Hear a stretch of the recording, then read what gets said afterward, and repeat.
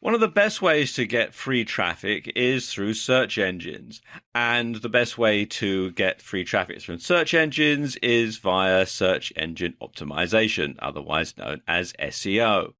And there are two key components to getting good rankings in the search engines. And the first one, which we're going to cover in this video, is choosing the right keywords.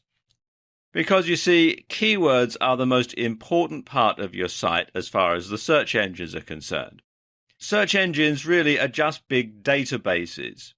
And keywords basically tell sites like Google what to file your website under.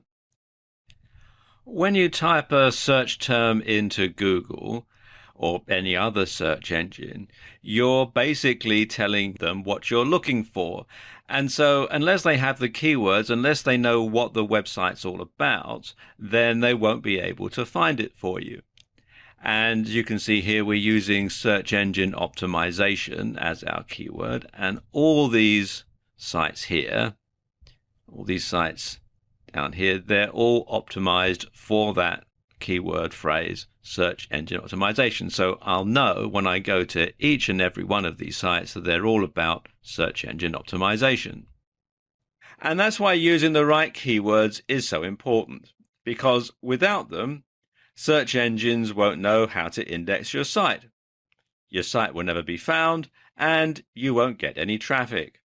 Of course, it's more complicated than that, though. You need to find keywords that have a high search volume, but keywords that have low competition. Now, what do these two terms mean?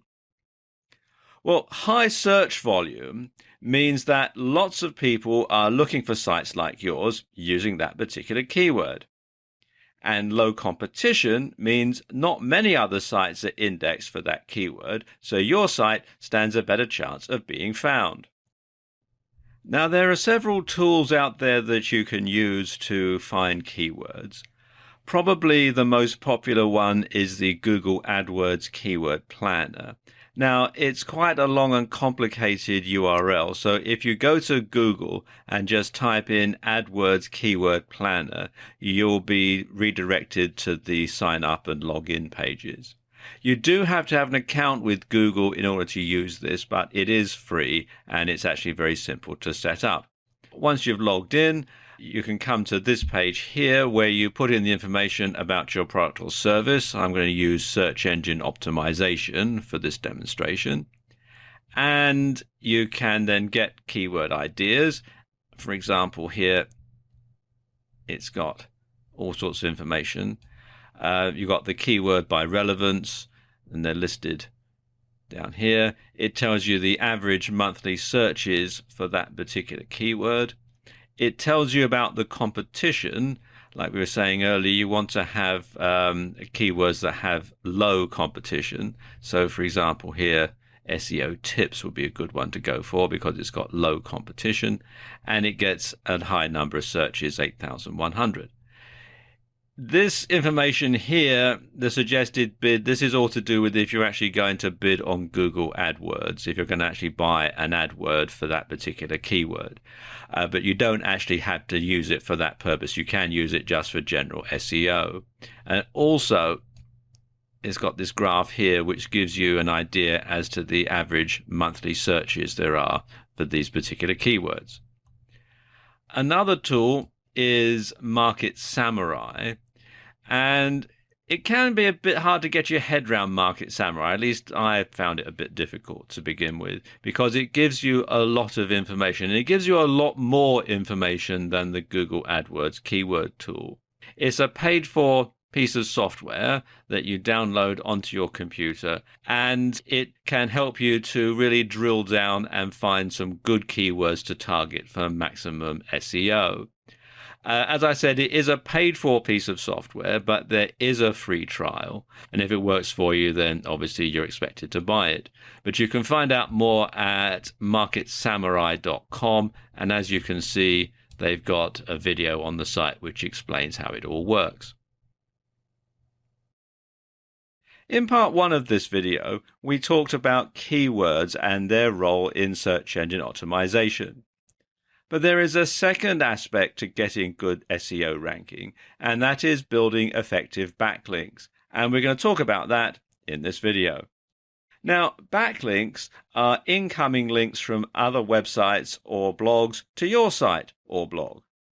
And if your website has a large number of quality backlinks from good websites, it'll be considered popular and worthy of a higher ranking in the search or search engine ranking positions. The links must be from high-ranking quality or authority sites. And since their Penguin update, Google has focused on quality rather than quantity when it comes to links. So spammy links from link farms will do your site more harm than good. And so you should avoid link building services on sites like Fiverr.com because they just tend to be very spammy and not very effective. Now, this diagram gives you an idea as to a typical linking to a site. You can see they are from lots of different types of sites. You've got from authority blogs, you've got from a .edu site, high-ranking forum, from testimonials, RSS directories, high-ranking site, forum signature, YouTube video, Facebook post, Twitter, social bookmarking sites, DMOZ, link to us page, and so on. And obviously, the more links you can get, the better. But as I was saying just now, do bear in mind that they do need to be quality links. And you do need to be a variation of links, because if more people from different types of sites are linking to your site, then it's going to make your site appear to be more popular and therefore get pushed to the top of the search engine ranking. Here are 5 ways to get quality backlinks. The first way is to comment on do-follow blogs. So what you want to do is find a niche-related blog that allows links. You want to write an informative, keyword-rich comment and include your link. You want to be sure to include useful information in your comment. Useful information that readers of the blog, and more particularly the blog owner, is going to feel adds something to the content. And the blog owner will no doubt appreciate that and is going to be more likely to leave your link in place. Spammy stuff like great post, well, they don't contribute anything and they'll probably get deleted. Now, one way to tell do follow blogs from no follow blogs is to install the SEO book SEO toolbar for Firefox, which you can download from tools.seobook.com/SEO-toolbar/. And it tells you a lot of information about sites that you search for in search engines like Google and Bing. And if I scroll down a bit, you can see they do actually have a video on the site which explains all about it. Another way to get backlinks is to use press releases. You want to send out a press release about important updates to your website or blog. And this has 2 advantages. First of all, you're going to get a backlink from the press release site. And if a news site names your blog as the source, they may also include a link to your site. If you're not making very many updates to your blog, one thing that you can do is compare the best products in your niche and send a press release out about your findings. Another way to get links back from news sites, and indeed to be regarded as an authority on your subject, is to sign up on this site here, helpareporter.com/sources. And they call this thing HARO, or Help a Reporter Out. And what will happen is, once you've signed up, they'll send you an email several times a day with requests for information from journalists. You can then pitch your site or yourself as a source. If you're chosen, then they will either cite your website as a source, or they might interview you. And when the story gets published, there'll be a link back to your website as the source. A very simple way to get backlinks is to simply ask people to link to you. Have a link to us or spread the word page on your blog and ask readers to link to you. You want to make it easy for them by providing the direct HTML code and your desired anchor text, and it should look something like this. .edu links are highly regarded by search engines, and one way you can get those is to establish yourself as an expert or a resource site. Lots of universities have resource pages to help students with projects. So what you can do is email the university telling them about your site and suggesting it could be a useful resource to their students. And if they agree and they list your site on their resource pages, you'll get a .edu backlink. One way to find them is to do searches like this in Google. Enter site:.edu followed by your keyword, or your keyword plus resources, or your keyword plus in URL : links, or your keyword plus other sites. And that will give you some resources to go through. And then you just simply contact the university and ask them, as I just discussed. Now, a few things to bear in mind here. First and foremost, your site needs to be world-class to merit inclusion, because obviously universities only want the best resources for their students. And don't expect many of them to respond. In fact, if 5% respond at all, you'll be lucky. But you don't need many .edu links to boost your rankings. And finally, you should ask sites that mention you or your site to include a link. So do a search for either your name or your website URL. And when you find these sites listed, well, go to the site, thank the website owner for the mention, and stress the benefits to their website visitors of being able to visit your site for more information. So the website visitors will be able to get more information and you will get the link. So it's a win-win situation for both of you. Now, bear in mind that you do need to implement both of these strategies in order to get good search engine optimization. You need to have good keywords and you need to have good backlinks. But once you've got that, and once people can find your site in the search engines in Google and other search engines, then you should get a stream of free traffic that will last and last and last. In this video, I'm going to give you 5 steps to getting free traffic via guest posting. Now, what is guest posting? Well, guest posting means posting an article on someone else's blog for free in return for a link back to your own blog. And it's a win-win situation for you both. You get exposure and free traffic, and they get content that they don't have to write. So you can see, as I said, it's win-win for both parties. Another great thing about guest posting is it allows you to be associated with an authority in your niche. Because the blog owner is letting you have space on their blog, they're giving you a tacit endorsement, and this can greatly enhance your credibility. Now, how do you guest post effectively? Well, as I said, there are 5 steps to the process. Now, step number 1 is to find authority blogs in your niche. So you want to do a search in Google or other search engines for your niche and then blog. And you want to look at the ones on the first page of the search results. And you want to see how they rank. You want to look at things like their Google rank, their Alexa rank, the number of backlinks, and so on. And you want to draw up a short list of the top 10 blogs that you want to target, and you want to subscribe to them. Okay, step 2 is you want to read the blogs.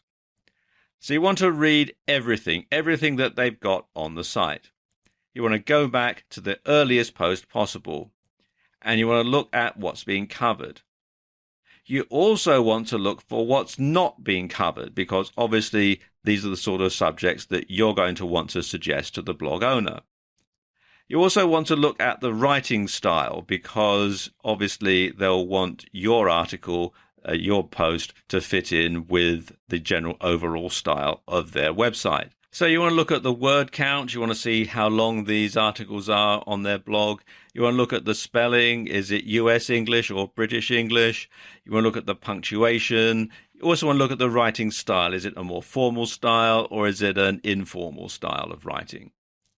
Okay, step number 3 is to practice. You want to write a few practice articles in a style that will fit in with each blog that you intend to target.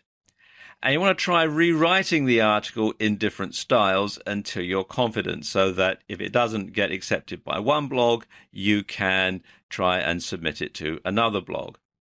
Then you want to approach blog owners. You want to email them either directly or via their contact form. And you want to compliment them on having such an informative blog. Ask them if they accept guest postings and suggest you have some articles that they might be interested in. Tell them that they can have them for free in return for a brief bio, that's a brief biography, and a link back to your site. One thing that you should not do, though, is to send articles unsolicited. Make sure that they do accept guest postings and that they would be interested in hearing from you. If you send them unsolicited, 2 things are going to happen. First of all, 9 out of 10 times they're going to be deleted, but also sometimes they might get published and you don't know about it. So you want to make sure that you keep tabs on where your articles are being published on which blogs. Now, here's a tip. Contact the blog owner at the bottom of your list first. So if you draw up a list of, say, 10 blogs, start with number 10 and work your way up to number 1. The reason for doing this is that when you first start approaching blog owners, chances are they're not going to publish your articles. They're going to reject them. Well, you can find out why, and you can tweak your approach, you can tweak your blog articles and that sort of thing, and then learn from that experience and move up to the next one. And so by the time you actually get to the person at the top of your list, you stand a much higher chance of being accepted because you've got the experience of submitting them to other blogs. Okay, step number 5 is to send the article. So once the blog owner has said, yes, I accept guest postings, send something to me, send them the article then. You want to make sure that it's not been posted on any other blog before, because if it's duplicate content, it will get penalized. And if it does get accepted, then don't publish it on any other blog, including your own. And if the owner rejects the article, then find out why. Ask for some constructive criticism or feedback from the owner. Now, if the owner does publish the article, first of all, you want to thank them. You also want to share details about the article and about the blog that you're posting it on social media. So write something about it on your Facebook page, tweet it to your Twitter followers, and so on. You also want to stick around to answer any comments that there may be on the article. And you can also offer to reciprocate and publish an article on your own blog. So there you go, 5 steps to getting free traffic via guest posting. In this video, I'm going to give you some tips for getting quick and easy traffic via YouTube. Now, YouTube is the second most popular search engine on the web, right after Google, which happens to own YouTube. And top-ranked videos on YouTube often get shown on the first page of Google. So you can jump through a lot of different hoops in one go and get straight onto the first page of Google with a highly ranked YouTube video. And the good news is, it's easier to get ranked on YouTube because there's less competition. And this is YouTube, which you'll find here at youtube.com. And before you can upload videos to the site, you will have to open an account, but it is all free. If you've got an account with Google, if you've got a Gmail account or anything like that, you'll automatically be assigned a YouTube account. Okay, let's put together a YouTube traffic plan. First thing you want to do is open a YouTube account and set up a channel. Your channel name should, of course, incorporate at least 2 keywords or be your business name. That way it can be referenced back to who you are or what you do. Then you want to write a video script, and it's very important that you actually write this out. I'll explain why in a moment. But it should be keyword rich, and it should be in a conversational style. And you should practice reading it.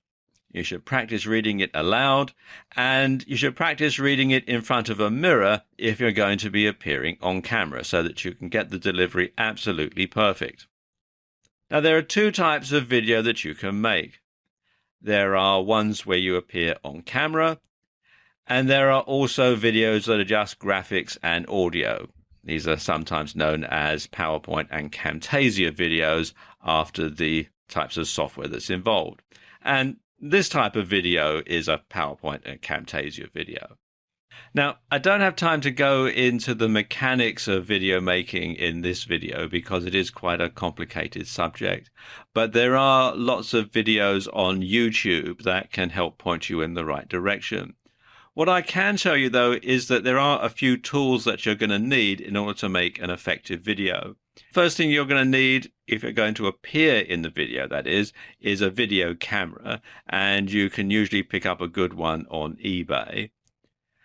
If you're going to do this, do make sure that you get a video camera that has an external microphone socket, because the microphones that come built into video cameras tend to be good for sort of ambient sounds. But when you're trying to record someone who's speaking to camera, they can sound a bit boxy. So when you have a microphone socket and you can plug in a separate microphone, a lavalier microphone or a lapel mic or a tie mic, or even have a desk-mounted microphone, then you can get a much better sound.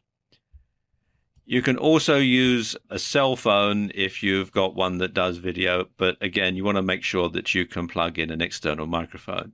And eBay is a very good place to look for both of these items. You're going to need some software to create your video. In particular, you're going to need some software to edit it. And a good site to look for this on is freeserifsoftware.com, where you can get software from Serif. Two packages that I recommend are, first of all, Serif Movie Plus, which you can download from here to edit your video, and also Draw Plus for graphics. If you're going to have some graphics in your video that you want to create from scratch, then Draw Plus is a very simple and easy to use program that will enable you to do that. If you're going to make a PowerPoint and Camtasia video and you don't have PowerPoint on your computer, then a good alternative can be found with the LibreOffice suite, which you can download for free from LibreOffice.org, and that's what I use to make the graphic slides in this video. To record it, you can use Camtasia, and again, that's what I'm using to make this video, and you can download it from this site here, techsmith.com/camtasia.html. Now, Camtasia is not free software, and it is quite expensive, but it's well worth the investment, and you can get a free trial version. So what you can do is download the free trial, use it to make your video, and you'll probably generate some income from your website that you can then use to pay for the full version of Camtasia. If you don't want to do that, if you want a free version, then a good free alternative is Cam Studio, which you can find here at camstudio.org, and it is open source software, and you can download it for free. It doesn't come with the editing capabilities that Camtasia does, so if you do use this, then you will need to get probably Serif Movie Plus to edit it properly. Whichever type of video you choose to make, you must make sure that it's in a format and size that YouTube will accept. Now, at the time that I'm making this video, their recommended settings are an MP4 file at 1280 by 720 pixels at 30 frames per second. The audio should be in stereo with a sample rate of 96 kilohertz or 48 kilohertz.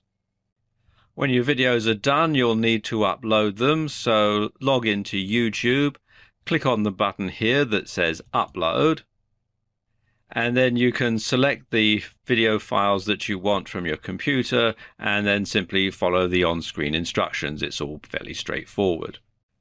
You also want to upload your script as a text file and sync it with the captions. That's why I said it's so important that you do actually write it all down, because that way the keywords will get indexed and your YouTube video will be much more likely to show up. And so therefore, once you get a top-rated YouTube video, you may be fortunate and you can get that onto the first page of Google. So there you go, a quick and easy way to get some free traffic via YouTube. Want to get some fast, free forum traffic? Well, I'm going to show you how in this video. Now, forum traffic has several advantages.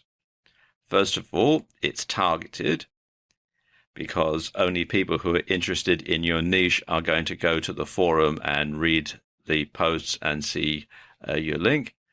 It's authority traffic, and it provides you with a backlink which can help with SEO, or search engine optimization. Now let me give you an example of this in action. I've come here to the Warrior Forum, which is warriorforum.com, and this is a forum for internet marketing. And you can see, if I scroll down, that lots of people have got clickable links in their signature file. Down a bit further, you can see all these different people. Some just had the links, some have other stuff written next to it here, and so on. Let me go a bit further down. You can see lots of different people here.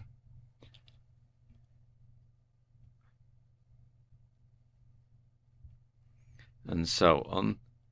And some have different typefaces and that sort of thing to make it stand out better.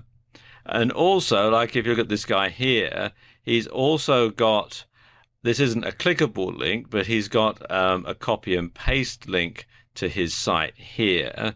And if I click on his profile here and then go through to where it says contact info, you can see also there's a link to his homepage. So he's got several incoming links to different websites from this particular forum site. So there are several options for him to get traffic from this particular site. Now, some forum sites insist that you be a member for a certain length of time, have a certain number of posts, or that you be a fully paid up member before you can have a clickable link in your SIG. But it is worth doing. Now, here's a few tips when it comes to getting traffic via forum. First of all, you want to post something useful. Post some useful information and get some likes before adding your SIG.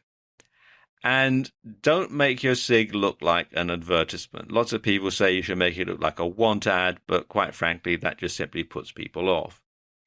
And there must be some gain to the reader for clicking on your SIG. That could be satisfied curiosity, or it could be a giveaway. Both those tactics work. And of course, you should always check the forum rules when it comes to signature files, because they do vary from forum to forum, and if you fall foul of them, you might find yourself banned from the forum. And don't expect a lot of traffic from forums, but the forum traffic that you get will be very beneficial and it will be targeted. So there you go. A brief overview to getting fast, free forum traffic. In this video, I'm going to talk about getting traffic from Craigslist and other ad sites. Now, this doesn't work as well as it used to a few years ago. However, it's not as washed up as some people might have you believe. Traffic from these sites has three advantages. First of all, it's targeted traffic. The ads get indexed regularly, so they show up in Google rankings and other search engines. Plus, you get a backlink from an authority site, so it's good for website SEO or search engine optimization. Now, before you put your ad up, you must make sure that it's for something specific. So it should be for a product or for a service or for a giveaway. And it must be keyword rich so it gets indexed. Now, Craigslist has clamped down in recent years on the parts of their site where you can post an ad with a clickable link. Unfortunately, people used to spam Craigslist with all sorts of advertisements that weren't for anything in particular, purely and solely to get the backlink to their website for SEO purposes. So Craigslist has now clamped down on where you're allowed to post a clickable link, but that doesn't mean to say that you can't do it. Now, one of the areas on Craigslist where you can still post with a clickable link, or at least you can at the time that I'm making this video, is in the community section.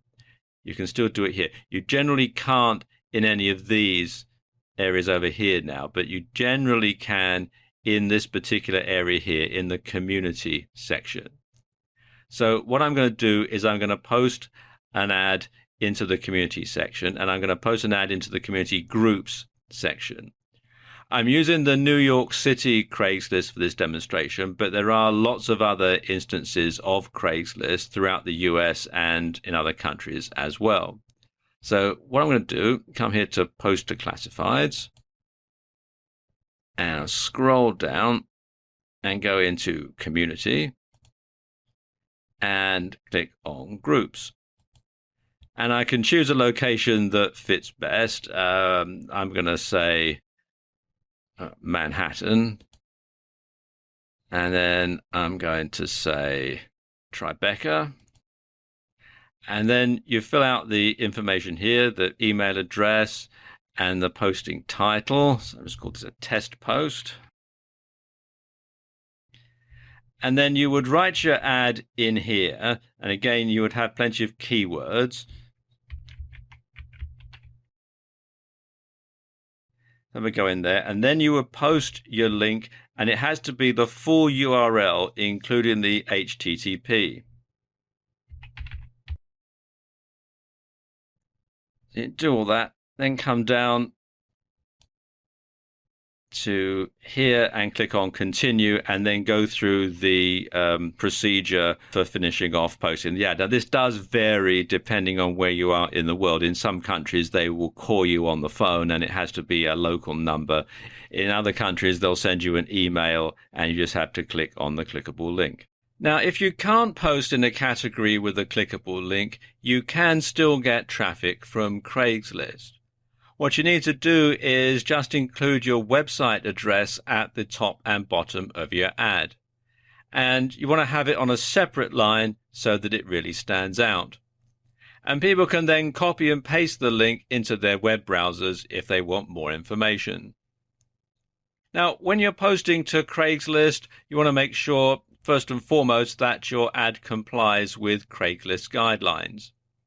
That it isn't for making money online or anything similar, because those ads are banned now, because as I was saying earlier, people used to spam Craigslist quite mercilessly for this sort of thing.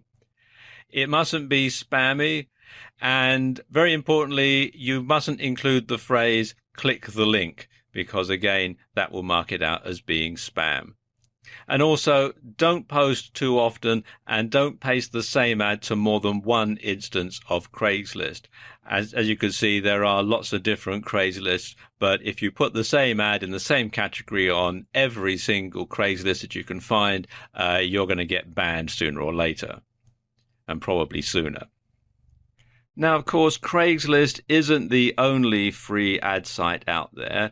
If you do a search in Google for free ad sites, you'll find there's a whole lot of them, and there's probably going to be others that are closer to you as well. As you can see here in the UK, there's Free Ad Site and Friday Ad and all sorts of other good stuff here. And you can use the same sort of techniques that you would use on Craigslist in these ad sites as well. I mean, obviously the procedure is going to vary slightly depending on what the ad site's terms and conditions and policies are. But generally, even if you can't put a clickable link in there, you can probably put a copy and paste link. So there we go. a quick way to get traffic from Craigslist and other ad sites. In this video, I'm going to give you some tips on getting quick and easy traffic via Facebook. Now, lots of people think that the only way you can get traffic from Facebook is to pay for it via Facebook advertising, but that's not necessarily the case. While it's true that Facebook won't get you as much free traffic today as it would have done a few years ago, there are some key ways that you can still use Facebook to get traffic for free. And the first way is to, first of all, make your Facebook page appealing. You want to make your images big. Facebook is a visible medium, so you want to have something interesting for visitors to look at. So we're talking about things like photos, memes, infographics, that sort of thing. And secondly, you want to keep your updates short. So you want to use teasers to get people to visit your website or blog through curiosity. And you also want to make it easy for people to share your content on Facebook. So you want to have a like this on Facebook plugin on your website or blog. And you want to ask people to share your content. If they've found it useful, informative, or entertaining, chances are other people will too, so they'll be more likely to share it. If you have a WordPress blog, then one way to get more likes on Facebook is to install the Shareaholic plugin, which you can do from within the WordPress dashboard, or you can come here to wordpress.org/plugins/Shareaholic. And what this does is it puts the social media sharing buttons for Facebook as well as for Twitter and some other social media sites onto your site automatically, and people can then just simply click on the button to like your site. You should also update your page regularly, because the more active you are, the more regularly people will visit your page. And the more they visit your Facebook page, the more inclined they will be to visit your website or your blog. So a good way to engage with your audience is to ask questions. Questions regularly evoke a response, don't they? Getting interaction from your fans will raise your profile and get more likes. And what you should do is tie the questions in to your blog content. You also want to add links to your website, and you want to add these links from different places on Facebook. So you want to add some links to your web page from your About page on Facebook, from the milestones, and from photos that you post on Facebook. And you want to link different parts of your site or blog to these different places in Facebook, so they're not the same link being replicated over and over again. Because every link to your site from Facebook is going to boost your SEO or search engine optimization. So it's going to make your site more attractive to search engines like Google. Another good way to get traffic is to embed a video. You can make a short video and post it up on Vimeo, Vine, or YouTube, and then embed it into your Facebook page. So you could tie into an article on your blog with your video, and then have a call to action for people to visit your site at the end. So people watch the video, which is about the article that's on your blog, and then they can simply go to your blog to read more about it. You could also trawl Facebook looking for people who need your help. Now, sometimes people will mention that they're looking for this or that. So do a keyword search from time to time and then refer them to your site for a solution. And a good way to find these people is to look in Facebook groups related to your niche. Now, this can be quite time consuming, but of course it is going to tie in directly to your site. So it is going to get some direct traffic from people that you'll know have a genuine want or need for your product or service. So there we go. Some quick and easy ways to get Facebook traffic. In this video, I'm going to give you some tips on getting some quick and easy traffic via Twitter. Now, Twitter is an incredibly important and powerful social media network, and it's one of the largest on the net. It has approximately 316 million monthly active users, and it has about 1 billion registered users. So, as you can see, it is quite extensive.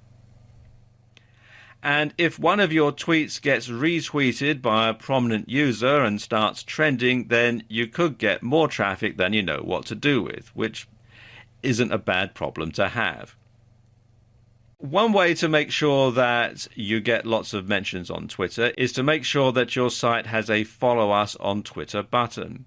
Or better yet, you can add a Twitter feed to your website. And not only does this make it easy for people to follow you if they want to, but you're also going to be giving them a little taster of the kind of content they can expect if they do follow you. And of course, having a Twitter feed on your website has the added bonus of keeping your website looking active by filling it with new content. So every time you send a tweet on Twitter, it automatically updates your website.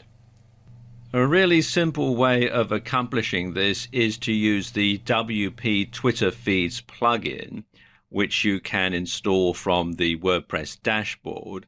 And what it does is it basically installs a widget which you can put in the sidebar of your blog, and every time you update your Twitter feed, or every time one of the Twitter feeds that you're following gets updated, then it'll automatically update your website as well, and it does save you a lot of time and hassle. You can install it from within the WordPress dashboard, or you can come here to wordpress.org and then do a search for WP Twitter feeds and then just install it in the usual way.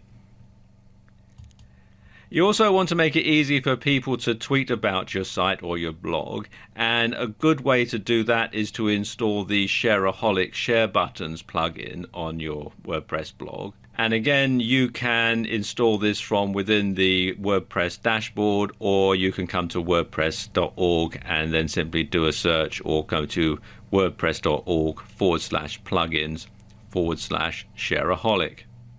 You should tweet regularly to Twitter, and your tweets should be interesting and they should tie in to your blog content. And you should include a link back to the post.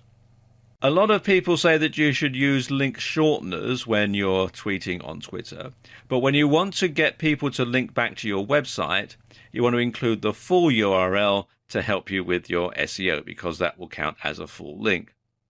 Now, don't make your tweets salesy. You want to make sure that they have a lot of good, useful information for your Twitter followers, because that way they're more likely to get retweeted. So, what do I mean? Well, let's say you have a weight loss blog where you review different weight loss products and then sell them as an affiliate. Let's look at a bad example of a bad tweet. You could say something like, "Get ready for summer with this cool diet aid," and then you've got the URL, #supplements, #fitness, #fat burning. Well, that's very salesy, and people know that if they click on the link and go to your blog, they're just going to get a sales pitch, something that they don't really want. People don't like to be sold to. They like to have information so that they can make an informed decision, but something that's a blatant sales pitch is going to get ignored. So how can you change that? Well, let's take a look at this other example here. You could tweet something like, "This could certainly help me lose my spare tire if this works on humans." And then the URL, #supplements, #fitness, #fat burning. Well, that invokes people's curiosity. People are going to think, if what works on humans? And they might be more inclined to click the article link just out of curiosity, and then they can read the article, and it should be an informative article, not a sales page, and then they may well buy the affiliate product. Another way to get traffic is to retweet tweets from other users that are relevant to your niche, because then that keeps your Twitter feed full of lots of different information. And of course, if you retweet people's tweets, they may well reciprocate and retweet your tweets. Something else that you can do is to use automated tools to keep your Twitter feed active. Now, one way you can really save time when you're updating Twitter is to automate it using a service like Buffer. And what Buffer does is it lets you write a whole bunch of tweets in one go. So whenever you have the time, you can sit down and you can write a whole bunch of tweets ahead of time. And then Buffer will schedule them to be tweeted to your Twitter account at predefined intervals. So you don't have to do your Twitter tweeting in the here and now. You can actually plan it ahead of time and then slowly have the tweets posted automatically so that you don't have to devote a lot of time to Twitter. You can sort of schedule your time much more efficiently. And you can find out more about it at buffer.com. Bear in mind that Twitter works best and generates the most traffic when it's used in conjunction with other social media as part of a larger campaign. In this video, I want to give you an overview about how you go about getting free traffic via Instagram and Pinterest. Now let's talk about Instagram. Instagram is a social network that revolves around pictures. And it's about being personal and keeping people up to date with your activities. And it uses hashtags in a similar way to Twitter. Now let's look at Pinterest. With Pinterest, you create mood boards from a collection of images. And you can share these boards with the world, or you can keep them private. There are a number of similarities between the two applications. First of all, they're both smartphone apps. They both revolve around images. They both can be used to drive traffic to your site for free. They're both good for businesses that focus on the visual or creative side of the web. They're both more popular with women than they are with men.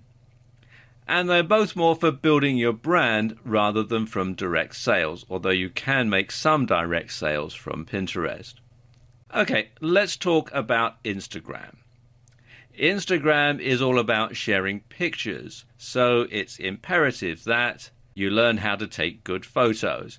Because if you take lousy pictures, it's going to give a lousy impression and people are going to think that you have a lousy site, that you offer a lousy service, or you sell a lousy product. So you want to learn how to take good photos before you start using Instagram.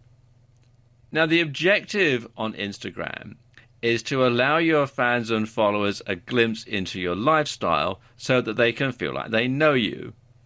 And this will build your brand loyalty and your authority. And it's going to make you more likable. And that's going to increase the chance that someone will visit your website through curiosity and ultimately buy something from you. And while the objective here is to provide an honest insight into your lifestyle, though, remember that you also want to appear to be knowledgeable. And if you're promoting a certain lifestyle or a product, then you want to imply that this actually works. Now, Pinterest works in a slightly different way insofar as you're going to use your images together rather than separately. And a lot of people will use Pinterest primarily for researching ideas and getting inspiration. So if they enjoy interior design, graphic design, fashion or fitness, it's likely that they'll have lots of boards relating to that topic.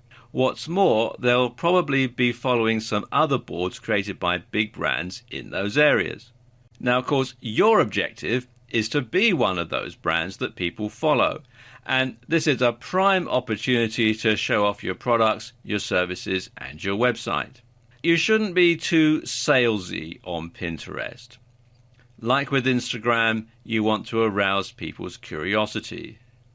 And you want to vary the types of images and materials that you post on your Pinterest board.